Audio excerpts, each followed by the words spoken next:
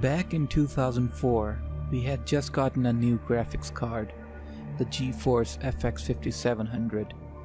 We had bought it to prepare ourselves for two games, two sequels that we had been waiting for quite a while. The first was Half-Life 2, revolutionary, timeless, a classic. So much so that I made 2 or so dozen videos on just its beta alone. It was a game that shook the gaming landscape. So the other game we were waiting for was Doom 3.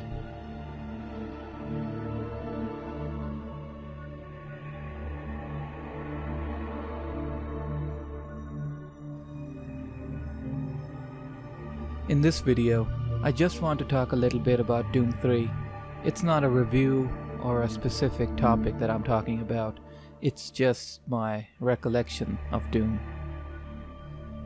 So, for a few weeks I've been thinking about this game. It's a game that I hold near and dear to my heart, almost on the same level as Half-Life 1 or 2.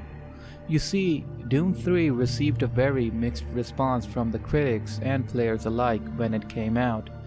Many were disappointed seeing how different it was from the previous entries, while everyone praised its graphical fidelity.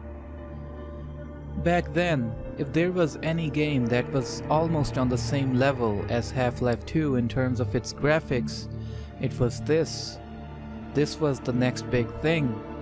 Of course, you can't compare this with Half-Life 2 directly, as Half-Life 2 has much more diverse aesthetics, while Doom 3's design is much more focused. The UAC Labs has a distinct appearance. The focus much more is on the industrial futuristic elements.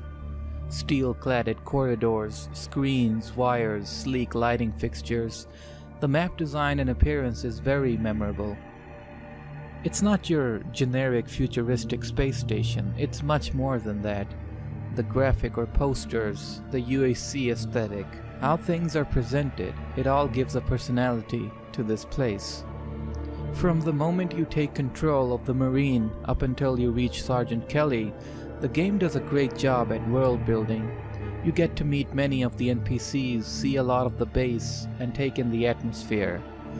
Doom 3's atmosphere just might be one of the best ones ever presented in a video game. Of course there are some flaws in it, but we'll get there later in the video. Much of this game is shrouded in darkness, figuratively and literally. Call it game design or call it John Carmack showing off his technology. It works. The Doom 3 engine, or id Tech 4's main strength, was to display real-time lighting and shadows.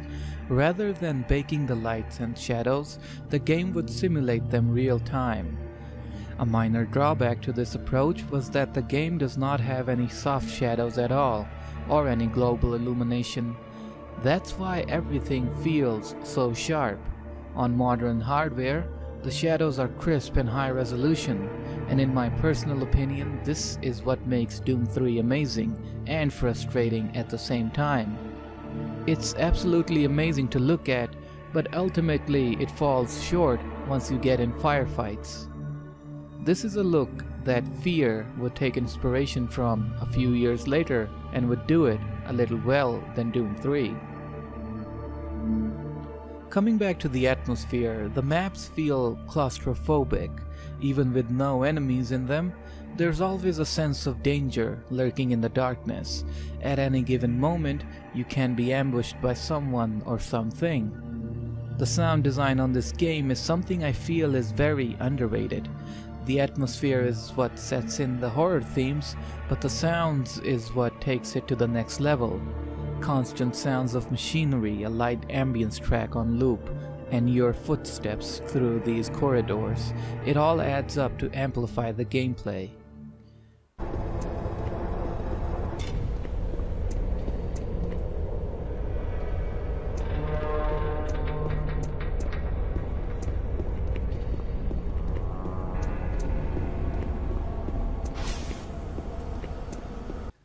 One of the best scenes in this game is when the Hellspawn invade the base and you can hear all your fellow UAC colleagues getting butchered on the radio. It sets in the idea that you're alone in this, Everybody who you could have relied on is either dead or has been taken over by the demonic souls.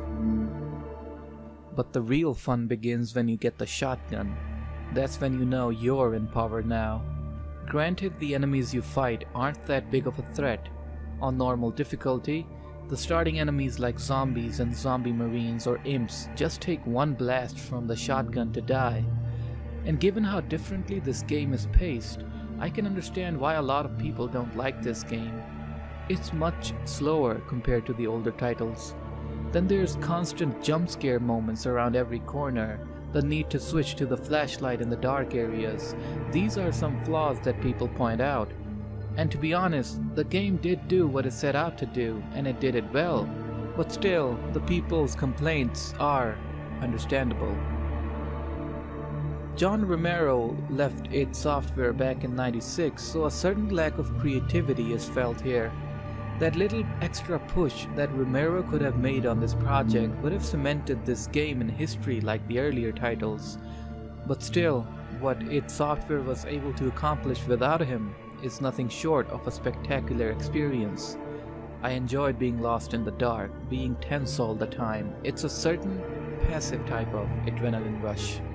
If you don't mind its shortcomings too much, it's one hell of an experience, pun intended. For this video, I captured the footage up till the second Alpha Labs area. So if you enjoyed watching it, let me know in the comments. I can cover the game up till the end, and even cover the expansion pack as well, talk a little bit more about it. All in all, Doom 3 was a remarkable game, ahead of its time in terms of graphics, and helped push the gaming industry forward along with Half-Life 2. 17 years later, the memories of fighting through hordes of demons through the corridors of UAC is still fresh in my mind, and it will stay that way forever. Thank you for watching.